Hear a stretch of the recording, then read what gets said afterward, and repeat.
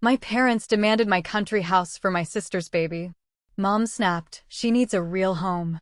I secretly sold it instead. Later, Dad broke in, unaware the new owner called the cops. My name is Vanessa. I am 35 years old, and I never expected my own parents to look at something I owned, something I loved, and decide it was theirs to give away. To understand how my family reached the point of police cars and shattered relationships, you have to understand the invisible rules we grew up with. I work as a real estate agent. I have built a solid, profitable career out of understanding the value of foundations, load-bearing walls, and legal boundaries. Unfortunately, those concepts never seemed to apply inside my own family. My younger sister, Clara, is 28 years old. If I was the load-bearing wall of the family, Clara was the expensive, fragile chandelier everyone tiptoed around to keep from swinging. From the moment she was born, she was assigned the role of the golden child, the free spirit, the delicate artist who simply could not be expected to handle the harsh realities of the world. And I was the safety net, the responsible one, the one who did not need praise or support because, well, Vanessa can handle it. This dynamic was not just emotional, it was deeply financial. I learned early on that my achievements were baseline expectations, while Clara's basic functioning was treated like a miracle. When I graduated at the top of my class and secured my first corporate job, my parents gave me a pat on the back and a modest dinner. When Clara managed to hold down a part-time job at a coffee shop for 3 consecutive months, they bought her a car. They always had an excuse for her. She was finding herself. She had a sensitive soul. She was easily overwhelmed by corporate structures. What they were really doing was enabling a severe case of learned helplessness. Clara learned that if she just waited long enough, complained loud enough, or cried hard enough, someone else would step in and fix her problems. Usually, that someone was my parents, but by extension, it was often me. I cannot count the number of times I had to slip her a few $100s to cover her rent because she quit a job on a whim, or how many times I had to spend my weekends helping her move out of apartments she could no longer afford. It was an unspoken tax I paid for being the capable sibling. I accepted it for years because I thought that was just what families did. You help each other out. But there is a massive difference between helping someone stand on their own 2 feet and carrying them on your back while they complain about the view. I just did not realize how heavy the burden was until they tried to take the one place where I could finally put it down. The only person who ever saw through the dysfunctional family script was my grandmother Edith. While my parents were busy wrapping Clara in bubble wrap, Grandmother Edith was teaching me how to use a hammer, how to plant tomatoes, and how to stand my ground. She owned a stunning, rustic farmhouse sitting on 2 acres of lush, untamed land, exactly 90 minutes outside the noise and concrete of the city. Every summer, while Clara was sent to expensive art camps that she would inevitably drop out of halfway through, I spent my time at the farmhouse. Those months were my sanctuary. The house was built entirely of old oak and river stone. It smelled of pine needles, old paper, and the sweet apple pie Edith was always baking. It was not just a piece of property, it was a living, breathing entity to me. Edith was a sharp, observant woman. She loved my mother and Clara, but she was not blind to their flaws. I remember sitting on the wraparound porch with her one humid August evening. I was 17, exhausted from having spent the previous week covering Clara's chores because Clara claimed she was too emotionally drained. Edith poured me a glass of lemonade, looked me dead in the eye, and delivered a warning I would not fully understand until years later. She told me, "Vanessa, you have a good heart and a strong spine. But do not ever let anyone use your good heart to break your spine. Never let anyone take advantage of your kindness, especially not family. In fact, family will be the first ones to try." When Grandmother Edith passed away 5 years ago, the grief nearly swallowed me whole. The reading of her will was a quiet, tense affair in a sterile lawyer's office. My parents expected her estate to be liquidated and divided equally. Instead, the lawyer read a specific addendum. Edith left the country house, the 2 acres of land, and everything inside it entirely to me. She left a handwritten letter alongside the deed. In it, She wrote that she knew I was the only one who understood the soul of the house. She knew my parents would sell it to the highest bidder to fund whatever fleeting crisis Clara was having that week. She explicitly stated that this house was for my peace, my future, and my protection. My parents were shocked. Clara was completely indifferent, complaining that the farmhouse was too far from the city malls and had terrible cellular reception anyway. For a while, things were peaceful. The house was legally mine, firmly in my name, and I finally had a place that belonged completely to me. Owning a property that is nearly a century old is not just a romantic idea, it is a massive financial and physical commitment. Over the next 5 years, I poured my heart, my soul, and tens of thousands of dollars into that farmhouse. I am talking about real, back-breaking sweat equity. When the ancient plumbing system finally gave out, flooding the downstairs bathroom, I did not call my parents for a loan. I drained my own savings account, hired a contractor, and spent 2 weeks of my vacation time ripping up floorboards to replace the pipes. When the roof started leaking during a massive winter storm, I paid $15,000 out of my own pocket to have it completely redone. I spent my weekends sanding down the original hardwood floors until my hands were blistered, repainting the walls, and reviving Edith's neglected apple orchard. I sacrificed a lot of my social life and personal luxuries for that house. While my friends were taking vacations to Europe or buying designer clothes, every spare dollar I earned from my real estate commissions went straight into the farmhouse. I did it happily because every time I drove that 90-minute route away from the city, leaving the skyline in my rearview mirror, I felt my stress melt away. The house was my anchor. My family's reaction to my hard work was incredibly telling. They never offered to help paint a room. They never chipped in for the property taxes or the insurance premiums. When I proudly showed my mother photos of the newly restored kitchen, she just waved her hand dismissively and called it a quirky little country hobby. They viewed my dedication as an eccentric phase. In their minds, because they were not interested in the house had no real value. It was just a dusty old cabin where Vanessa went to be antisocial. This cognitive dissonance was staggering. Because I never complained about the financial burden, they assumed there was no burden. Because I made it look easy, they assumed it had no worth. They completely ignored the massive opportunity cost I was paying. They did not see the vacations I skipped or the savings I depleted. All they saw was an asset sitting there, waiting to be utilized. I was establishing ownership through blood, sweat, and legal deeds, while they were quietly keeping it in their mental inventory of family resources, ready to be liquidated the moment a real priority, meaning Clara, needed it. I just had no idea they were already doing the math. The catalyst for the implosion of my family happened 3 months ago, during one of our mandatory Sunday dinners at my parents' house. These dinners were usually exhausting performances where I sat quietly while my parents fawned over Clara's latest trivial accomplishment. This particular Sunday, Clara had brought her boyfriend of 1 year, Bennett. Bennett was a quiet guy. He worked in software development, seemed relatively grounded, and usually looked slightly terrified of my parents' intense focus on his relationship with Clara. We were halfway through the roast chicken when Clara tapped her fork against her water glass, a dramatic flair she had undoubtedly practiced all week. With a glowing smile, she announced that she was pregnant. The dining room erupted. My mother shrieked with joy, rushing over to hug Clara, nearly knocking over a bowl of mashed potatoes in the process. My father pumped Bennett's hand, looking prouder than I had ever seen him. I offered my genuine congratulations.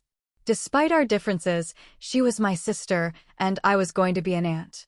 I felt a flicker of hope that maybe motherhood would finally force Clara to grow up and take responsibility for her own life. But the celebratory atmosphere quickly morphed into something highly calculated.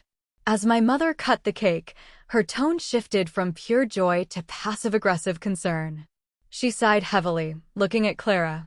"Oh, my poor baby," she cooed. "How are you ever going to manage in that tiny one-bedroom apartment? It is practically a closet. You cannot raise my grandchild in a space with no yard and no proper nursery." I took a slow sip of my water, my internal alarms blaring. Clara leaned into the narrative immediately, adopting a distressed pout. I know, Mom. Bennett and I have been so stressed about it. Rent is skyrocketing, and we just do not have the upfront cash for a down payment on a house right now.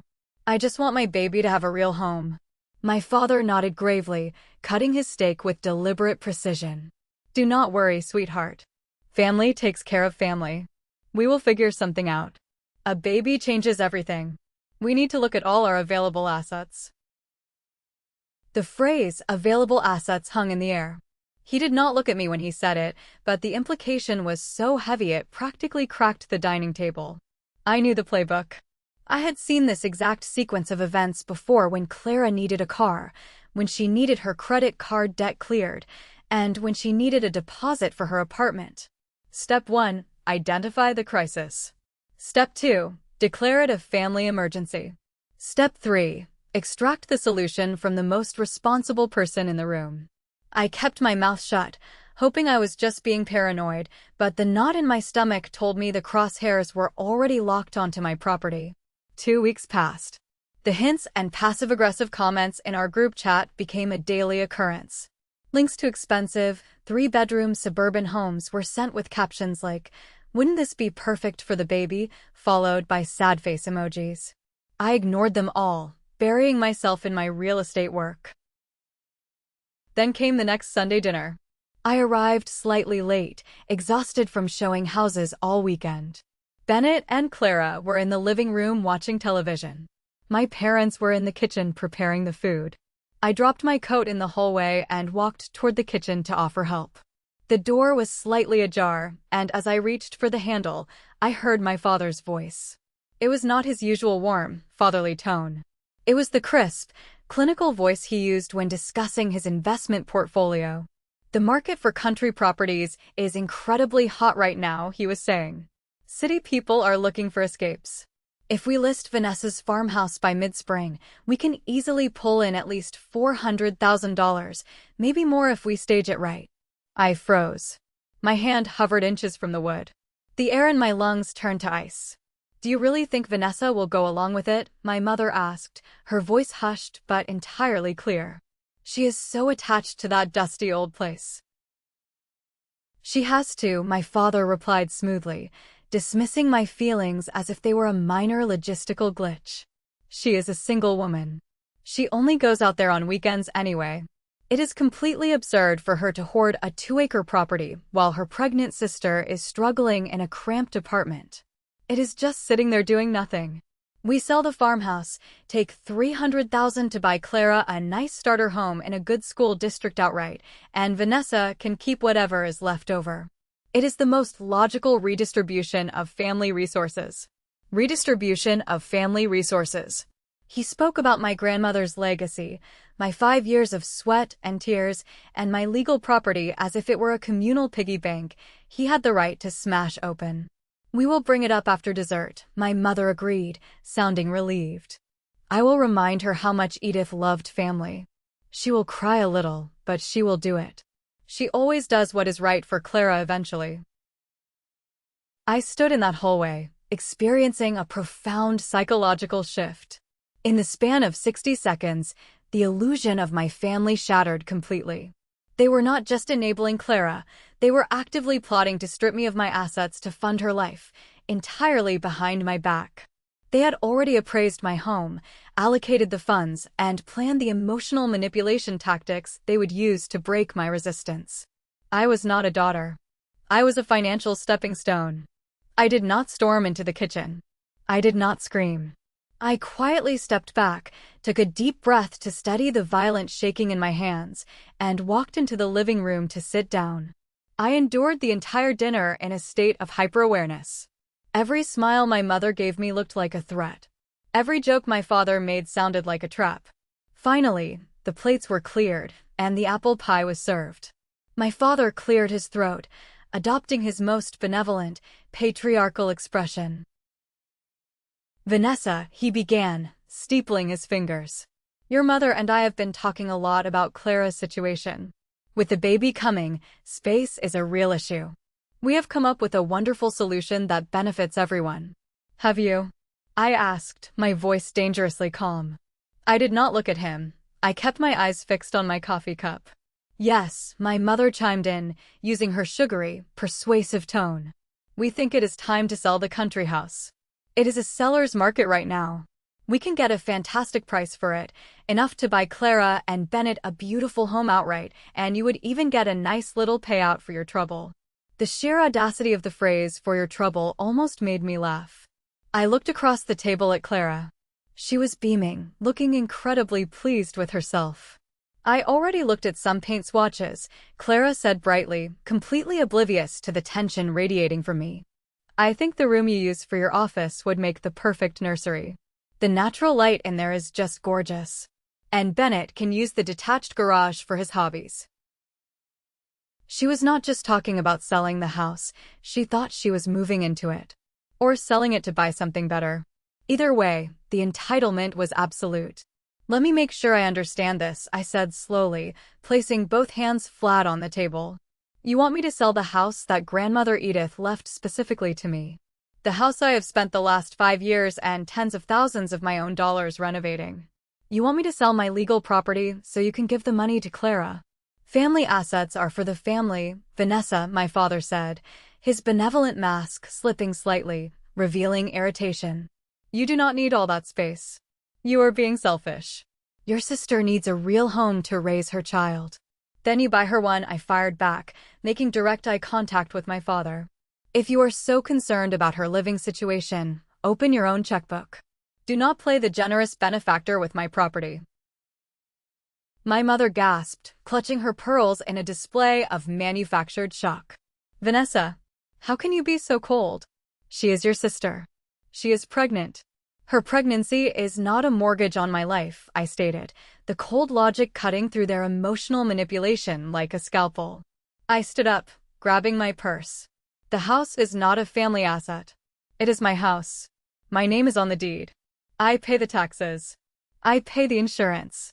It is not for sale, and it is certainly not yours to give away. This conversation is over. Sit back down, my father barked, using the voice of authority that used to terrify me as a child. We are not asking you, Vanessa. This is what is best for the family. I am not part of this family, I replied, my voice steady, though my heart was hammering against my ribs. I am just the bank you people try to rob when Clara overdraws her life. I walked out the front door, ignoring my mother's dramatic tears and my father shouting. As I drove back to my city apartment, I felt a strange, terrifying sense of clarity. The line had been drawn. But knowing my parents, I knew they would not accept no for an answer. I knew they would try to force my hand. I just had to make sure I struck first. If you are enjoying the story so far, please hit the like button, subscribe to the channel, and leave a comment telling us what city you are watching from. Every comment helps the video reach more people, and I thank you so much for your support. For the next 5 days, my phone was a war zone. I received barrages of text messages that oscillated wildly between guilt trips and outright demands. My mother sent crying emojis and long paragraphs about how Grandmother Edith would be ashamed of my selfishness. My father sent links to real estate articles about market peaks, completely ignoring my refusal. I did not reply to a single one. I muted their notifications and focused on my clients, assuming that giving them the silent treatment would eventually force them to drop the issue. I underestimated their delusion. On Thursday afternoon, while I was sitting at my desk reviewing a contract for a client, a notification popped up on my phone screen. It was an alert from the smart home security system I had installed at the country house 3 years ago to monitor the property during the week. Motion detected. Front porch. Door unlocked. Front entry. My blood ran cold. I opened the app and accessed the live camera feed. There, on the crisp, high-definition screen, was my mother. She was walking through my front door, carrying a clipboard and a measuring tape. Behind her walked Clara, pointing excitedly at the original oak staircase I had spent weeks restoring. A moment later, a text message from my father came through. It read, "We decided to take the initiative since you are being stubborn. We are at the property taking measurements for the staging company. We scheduled an open house for next Saturday. Do not worry, we have an old spare key, so you do not even need to be there. We will handle the sale process. I stared at the screen, my mind struggling to process the sheer audacity of the text. They had not just ignored my boundaries, they had bulldozed over them, set them on fire, and danced on the ashes. They had kept a spare key from years ago when they helped me move a couch, and were now using it to break into my home to plan a sale I had explicitly forbidden. This was no longer a family dispute. This was a violation of physical, emotional, and legal space. As I watched Clara on the camera feed, measuring the dimensions of my living room for furniture I knew she could not afford, the last remaining thread of my familial obligation snapped. Grandmother Edith's words echoed in my mind, "Never let anyone use your good heart to break your spine." They thought I was weak. They thought, because I had always folded in the past to keep the peace, I would eventually cave to the pressure of an open house. They thought they had backed me into a corner where my only option was compliance. They forgot one crucial detail. I am a senior real estate agent. I know the market. I know the law. And I know exactly how to move a property fast, quietly, and ruthlessly. If anyone was going to sell my house, it was going to be me. And I was going to make sure they never saw a single penny of it. I did not call the police on my mother and sister right then. I let them measure my house. I let them dream. I closed the security app, picked up my phone, and walked down the hall to the office of Cedric, a colleague of mine who specialized in high-end, off-market real estate transactions. Cedric was a shark. He handled discreet sales for wealthy clients who did not want their properties listed publicly on the internet for anyone to see. I walked into his office, shut the door, and sat down. "Cedric," I said, my voice completely devoid of emotion. "I need to sell the farmhouse. I need it done quietly, I need it done fast, and I need absolutely zero digital footprint. No public listings, no signs in the yard, no public open houses." Cedric raised an eyebrow, sensing the urgency. He knew how much I loved that property. "Divorce?" he asked quietly. "Worse," I replied. "Family." He nodded, asking no further questions. Over the next 48 hours, we executed a masterclass in shadow real estate. Cedric reached out exclusively to his private network of pre-approved, cash-ready buyers. He framed the property as a rare, historical gem available only to serious investors. Meanwhile, I had to manage the logistics of packing up my most precious belongings without alerting my family. I took Friday off from work, drove out to the farmhouse before dawn, and began the heart-wrenching process of boxing up Edith's life and my own. I packed her handwritten recipe cards, the quilt she made for my high school graduation, and the antique clock from the mantelpiece. I worked in silence, the weight of the betrayal pressing down on my chest. I was grieving the loss of my sanctuary, but every time I felt a tear threatening to fall, I remembered my father's cold voice calculating my worth. I sent my parents vague text messages to keep them docile. When my father asked if I was ready for their planned open house, I replied, "I am thinking about everything you said. Give me a few days to process it." It was not a lie. I was processing it, just not in the way they hoped. They took my vague responses as a sign of surrender, backing off to let me come to my senses.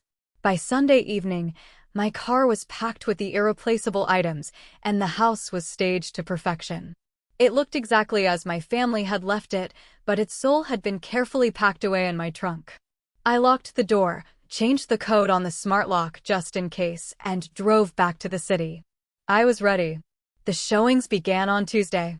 Because Cedric handled it through his private network, my parents had no way of seeing the listing online. The first two buyers were developers who wanted to bulldoze the farmhouse and build modern luxury cabins. I rejected their offers instantly, despite them being over the asking price. I was selling my house for revenge and self-preservation, but I refused to let Edith's legacy be destroyed by a bulldozer. Then, on Wednesday afternoon, Cedric brought in Donovan. Donovan was a 50-year-old executive. He looked tired, carrying the heavy exhaustion of a man who spent his life in corporate boardrooms and desperately needed a place to breathe. I insisted on being present for the showing, posing simply as the owner rather than an agent. From the moment Donovan stepped onto the wraparound porch, I knew he was the one. He did not look at the house as an investment portfolio. He ran his hand along the original oak banister, admired the intricate stonework of the fireplace, and spent 20 minutes just staring out at the apple orchard. My wife passed away 3 years ago, Donovan told me quietly as we stood in the kitchen. She always wanted a place exactly like this. Somewhere quiet. Somewhere with history. If I buy this, I want you to know I am not changing a thing. I just want to sit on that porch and read. It was exactly what I needed to hear. The guilt of selling my grandmother's sanctuary had been eating at me, but looking at Donovan, I realized I was not abandoning the house. I was passing it to someone who would protect it from the greedy hands of my family. Donovan made a cash offer that afternoon for the full asking price. No contingencies, a 10-day escrow, and a promise to honor the integrity of the property. I signed the preliminary acceptance papers with a hand that did not shake once. The trap was officially set. My parents were busy picking out curtains for Clara's imaginary new house, completely unaware that the asset they were banking on had just been legally, irrevocably sold out from under them. I spent the next week tying up loose ends, ensuring every legal document was airtight. I opened a brand new account at a completely different bank to receive the wire transfer, ensuring my family could never track or access the funds. I was walking a tightrope, balancing the massive legal transaction while dodging my mother's increasingly demanding text messages about when they could bring a professional photographer to the house. I kept stalling, playing the role of the hesitant, emotional daughter perfectly. I knew the explosion was coming. I knew it was going to be biblical. I just had no idea that they were going to detonate it themselves by committing a felony. For the next few days, my phone was a constant source of stress. I had received a barrage of text messages from my parents and Clara that swung wildly between emotional blackmail and outright demands. My mother sent long, rambling paragraphs about family loyalty and how grandmother Edith would be turning in her grave at my selfishness. My father was more clinical, sending links to real estate articles about market peaks, completely ignoring the fact that I had already said no. I chose not to reply. I knew from years of experience that engaging with them only gave them more ammunition to twist my words.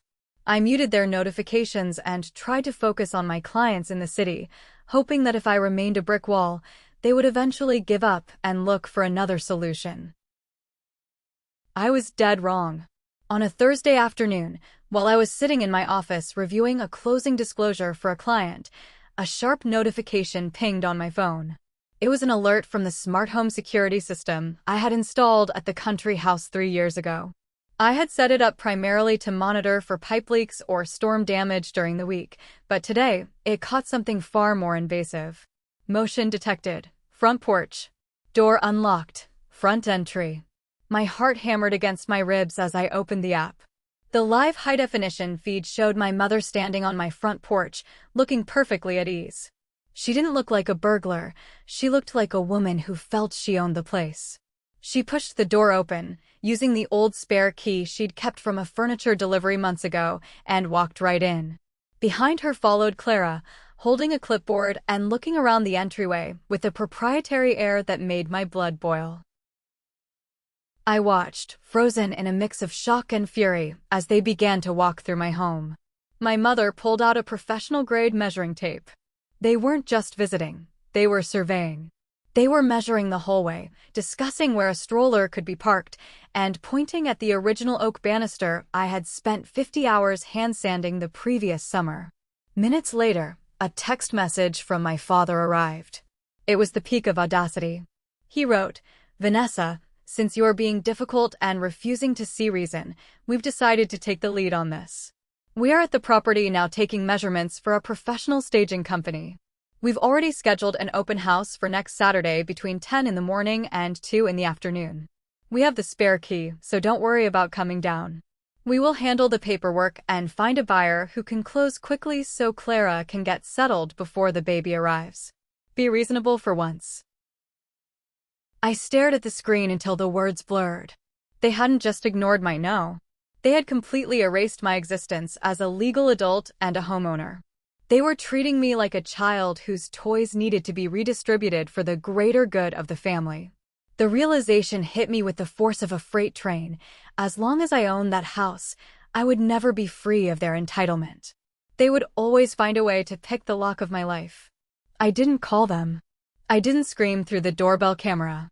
I realized that words were useless against people who didn't believe I had the right to speak them. I needed an ending. A permanent, legal, and unshakable ending. I closed the security app, picked up my desk phone, and dialed Cedric. It was time to stop being the reasonable daughter and start being the senior real estate agent they never respected. Cedric's office was 2 doors down from mine. He was the kind of man who wore 3-piece suits even on casual Fridays and looked at real estate as a high-stakes chess game. He specialized in pocket listings, properties that never hit the public market, sold quietly to a hand-picked network of wealthy investors who valued privacy over everything else. I walked into his office and shut the door. "I need to move the farmhouse," I said, my voice sounding more certain than I felt. "I need it sold off-market, no public records until the deed is recorded, and I need a buyer who can close in 14 days or less. Cash only." Cedric leaned back, his eyes narrowing with professional interest. "That's a tall order for a rural property, Vanessa. Most people want to see a sign in the yard. Why the secrecy?" "My family thinks they're hosting an open house there next Saturday," I replied, a bitter edge creeping into my voice. "I want them to walk into that house and find out it belongs to someone who has absolutely no problem calling the police on them." Cedric didn't ask another question. He understood the toxic family tax all too well. Within an hour, he was tapping into his private database. I, meanwhile, had to handle the heartbreaking logistics of a covert evacuation. That Friday, I told my office I was taking a personal day. I drove the 90-minute route to the farmhouse, but I didn't take the main highway. I took the back roads, paranoid that I might run into my parents or Clara on their way to do more measuring. I arrived at dawn, the fog still thick over the apple orchard. The house felt different. It felt like a sanctuary that had been violated. I spent the next 12 hours in a whirlwind of emotional labor. I wasn't just packing boxes, I was sorting through my entire life. I carefully wrapped Grandmother Edith's hand-painted ceramic canisters. I folded the heavy wool quilts she had made for me. I took the family photos out of their frames, leaving only the empty wood behind. Every time I touched an object, a memory would flash: Edith teaching me how to knead dough in this kitchen, the sound of her laughter on the porch. I worked in total silence, not even playing music. I needed to feel the weight of what I was doing. I moved with the clinical efficiency of a professional stager, but inside, I was grieving. By nightfall, my car was packed so tightly I could barely see out of the rearview mirror. I had removed everything that made the house mine. What remained was a beautiful, hollow shell of river stone and oak. I checked the smart lock one last time. I didn't change the code yet. I wanted them to be able to get in one last time. I wanted them to walk into that empty house and feel the void where my compliance used to be. I drove back to the city in the dark, the tears finally coming once I hit the city limits. I was losing my home, but for the first time in my life, I was gaining my autonomy. Monday and Tuesday were a blur of private showings. Cedric was a master of his craft. He didn't just bring in buyers, he brought in curated matches. He knew I wouldn't sell to a developer who would subdivide the 2 acres or a flipper who would paint the original stone white. "I have the one," Cedric told me on Wednesday morning. "His name is Donovan. He's a semi-retired executive, recently widowed. He wants a place to write his memoirs and grow heirloom cider apples. He's not looking for an investment, he's looking for a legacy." I met Donovan at the property that afternoon. He was a tall man with kind, tired eyes and a handshake that felt like old leather. He didn't rush through the rooms. He stood in the kitchen and ran his fingers over the wood grain of the cabinets. He walked out to the orchard and spent 10 minutes just looking at the trees. "This house has a soul," Donovan said, turning to me. "You've taken incredible care of it. I can see the work you've put in." I felt a lump form in my throat. My own parents couldn't see the work, but this stranger did. I decided to be honest with him, not about the full drama, but about the urgency. "It means the world to me, Donovan. But I need to move on quickly for personal reasons. I need someone who will protect this place, who won't turn it into a vacation rental or a construction site. Donovan nodded slowly. I'm looking for a final chapter, Vanessa. I want to be the one who looks after this land until I'm gone. I have the funds ready.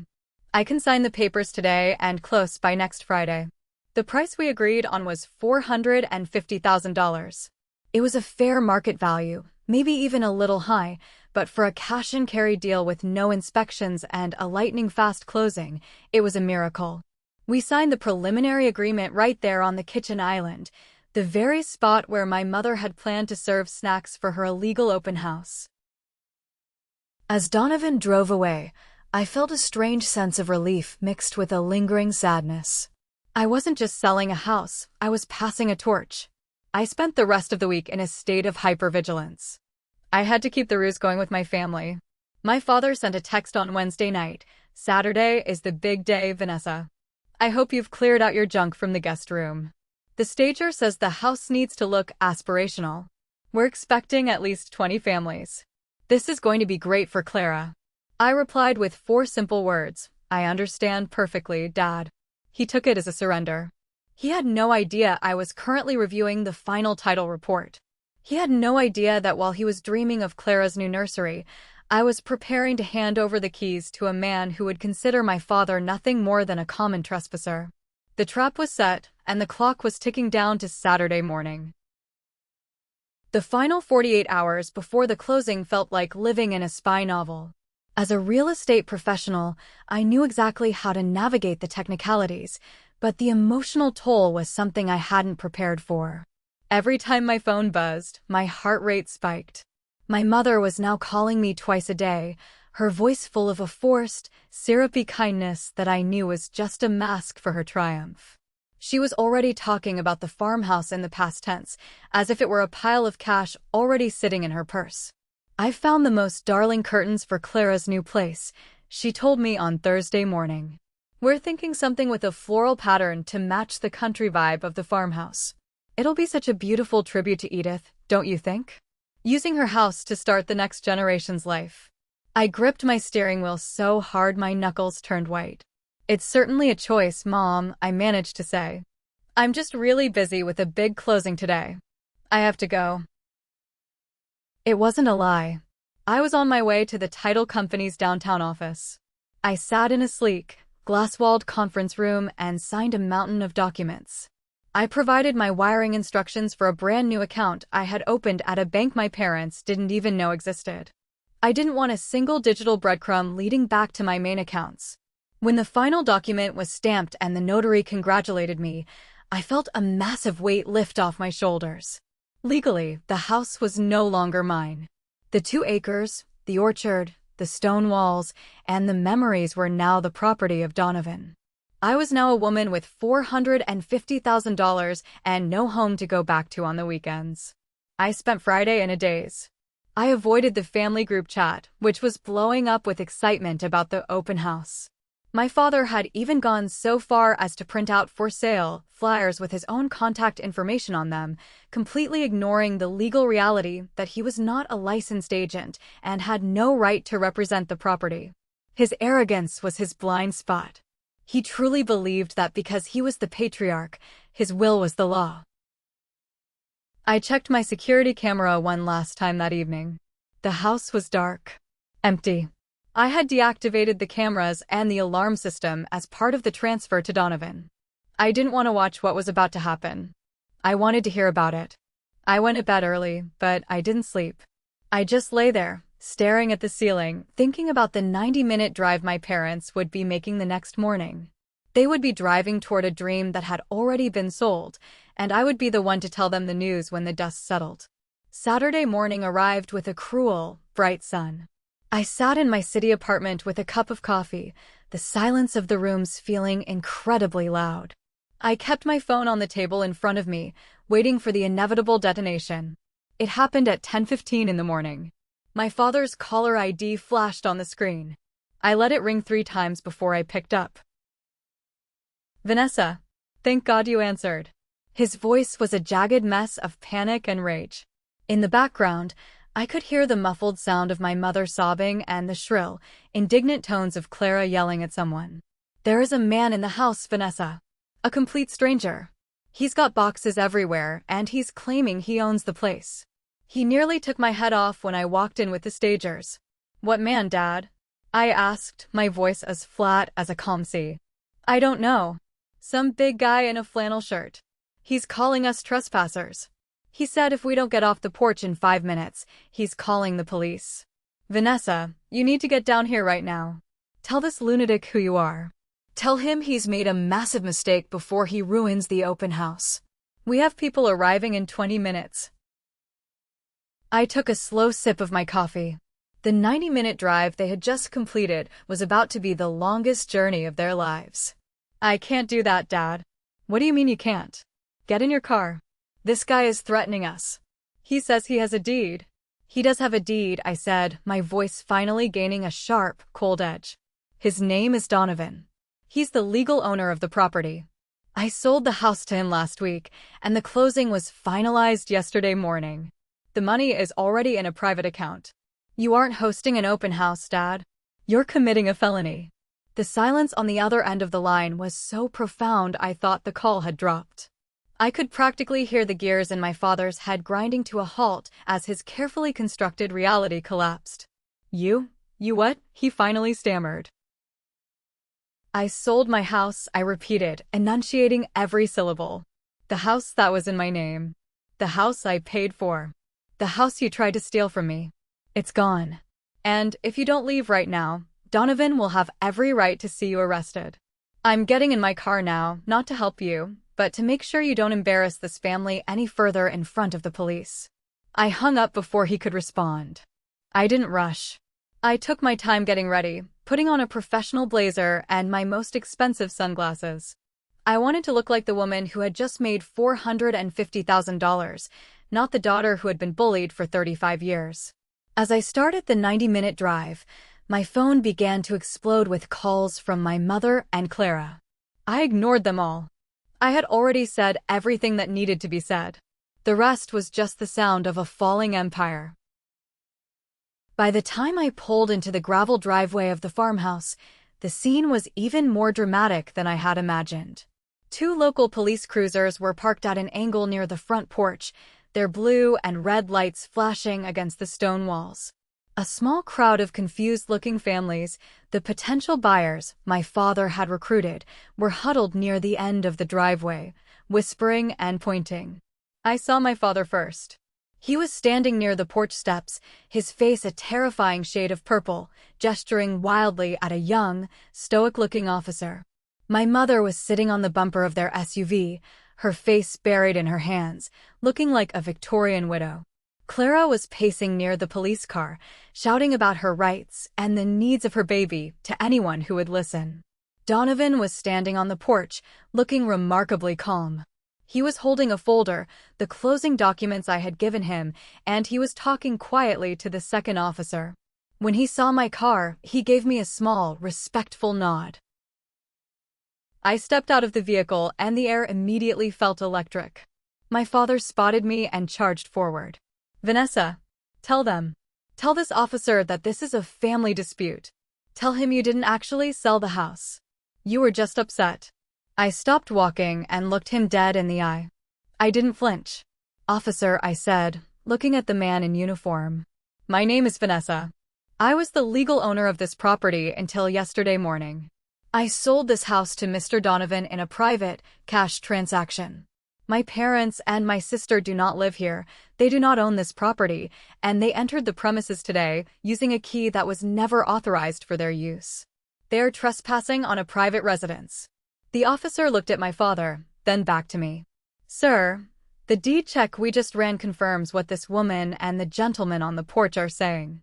The property is in the name of a trust managed by Mr. Donovan. You have 5 minutes to get into your vehicle and leave this property, or you will be taken into custody for criminal trespass and breaking and entering." My father looked like he'd been slapped. "Vanessa, you ruined everything. We had plans for that money. Clara needed that apartment." "You had plans for my money," I corrected him. And Clara has a boyfriend with a job and parents, with a house they just refinanced. You had plenty of ways to help her that didn't involve stealing from me. You just chose the easiest target. Well, I'm not the target anymore. Clara ran up to me, her eyes red from crying.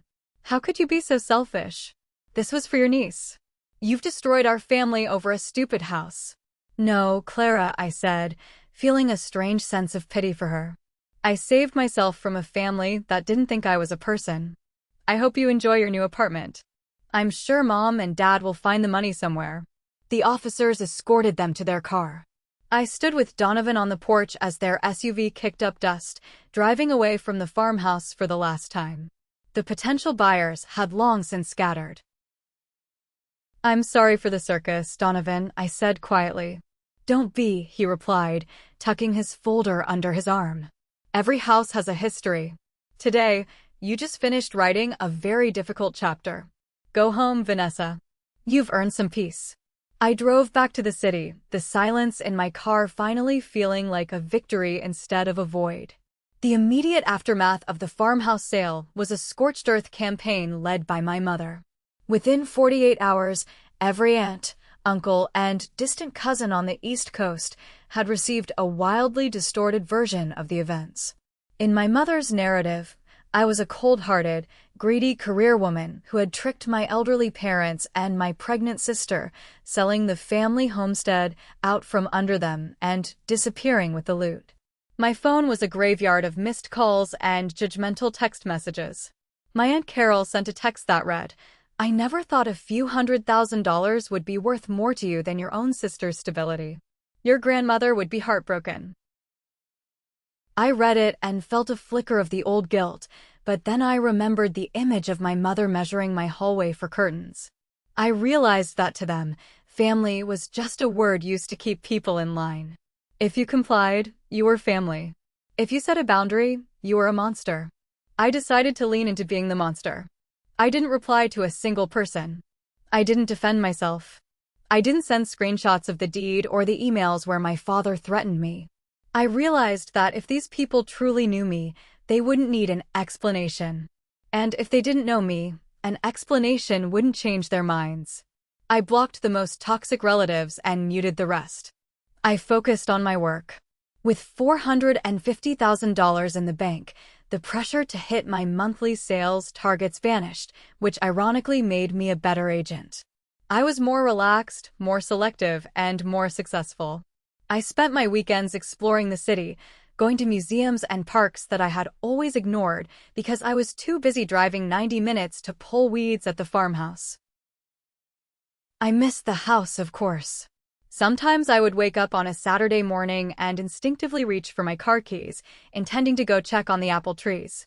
But then I would remember the flashing blue lights and the look on my father's face, and the craving for the countryside would be replaced by a deep, resonant gratitude for my own safety.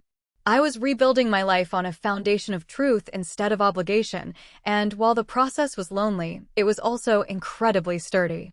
The most surprising turn of events came 6 weeks after the great betrayal. I received an email from Bennett, Clara's boyfriend. He asked to meet me at a neutral coffee shop, claiming there were things I deserved to know. I arrived wary, expecting a trap or another round of begging. But Bennett looked even more stressed than I was. He sat across from me, clutching a large latte, his eyes darting around the shop. I'm moving out, Vanessa, he said without preamble. I'm done with the drama. I'm still going to be a father to the baby, but I can't live in that house of mirrors anymore.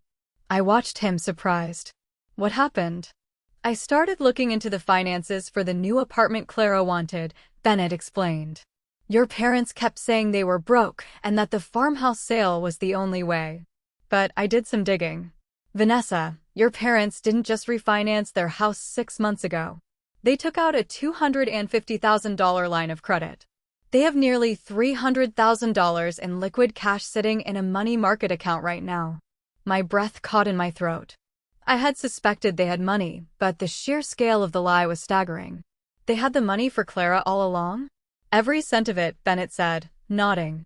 They just didn't want to spend their retirement fund if they could spend your inheritance. Your father told me once, over a beer, that he viewed your house as a buffer. He said since you were single and successful, you didn't need the equity, and it was better for the family if that money was moved to Clara now so they wouldn't have to worry about her later. The cold-blooded calculation of it was breathtaking. It wasn't about the baby. It wasn't about Clara's unstable life. It was a simple, mathematical redistribution of my life's work to protect their own comfort. They had been willing to destroy my sanctuary just to keep their own bank account fat. And there's more, Bennett added. Clara knew. She saw the bank statements. She went along with the whole "we're destitute" act because she knew it was the only way to get you to fold. They all thought you were the easy mark, Vanessa. I sat there for a long time, the sounds of the coffee shop fading into a hum. The last shred of lingering doubt I had about my decision vanished. I thanked Bennett for the truth.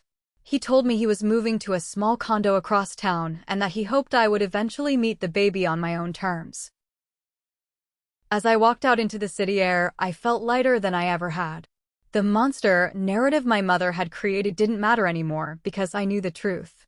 I wasn't the villain of a family tragedy. I was the escape artist of a financial scam.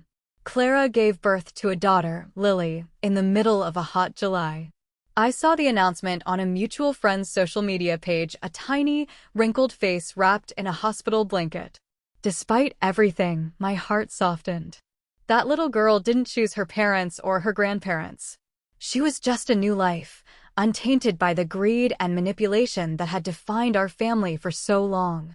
I decided to do one final thing, not for Clara, not for my parents, but for grandmother Edith's legacy. I contacted my attorney and took $50,000 of the farmhouse proceeds. I didn't send it to Clara. I didn't give it to my parents. I used it to set up an ironclad, irrevocable educational trust fund for Lily. The terms were non-negotiable. The money could only be used for tuition and books at an accredited college or trade school. Clara had no access to the principal. My father was legally barred from being a trustee. I appointed a professional wealth management firm to handle the funds. It was a $50,000 wall between Lily and the learned helplessness that had ruined her mother. I sent a copy of the trust documents to my parents' house via certified mail. No letter. No, I told you so. Just the legal proof that I was looking out for the next generation in a way they never had. The reaction was a deafening silence. There were no more smear campaigns. No more angry texts. I think the sheer weight of the gesture and the legal permanence of it finally made them realize that the old Vanessa was dead and buried. They couldn't fight a trust fund. They couldn't manipulate a professional trustee. I had outplayed them at their own game using the very money they had tried to steal. A year has passed now. I haven't seen my parents or Clara in person, though Bennett sends me photos of Lily occasionally. I recently bought a modern, sun-drenched condo in a quiet part of the city. It doesn't have an apple orchard, but it has a balcony where I grow heirloom tomatoes in pots. Sometimes I look at the photos Donovan sends me of the farmhouse. He's finished his memoirs. The apple trees are thriving. He even sent me a jar of cider last fall. The house is in good hands, and so am I. I learned that family isn't about blood or shared history. It's about respect, boundaries, and the courage to walk away when those things are missing. I lost a house, but I found my soul, and that was the best bargain I ever made. Did I overreact by secretly selling my own house to protect it, or was establishing that permanent, unshakable boundary the only way my family would ever learn to respect me? I would love to hear your verdict in the comments below. Thank you so much for watching.